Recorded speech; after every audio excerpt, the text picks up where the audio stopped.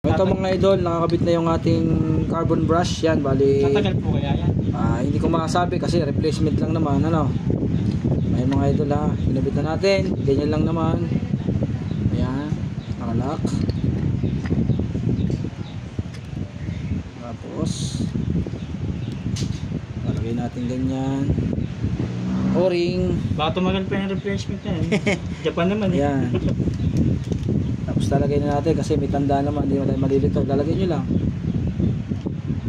Ayan mga idol ha, may tanda naman siya dito, may guhit. Kaya hindi kayo malilito. Tapos ilalagay nyo na. Ganun din yung isa.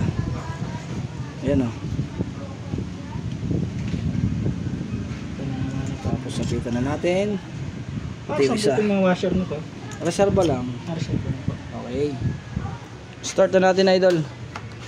Ayan. Yun! Okay na. Oh, shoutout mo na yun. Shoutout mo tropa. Shoutout po kay Tatay Olit po. Kanoy, taga Santa Cruz Laguna po. Boy.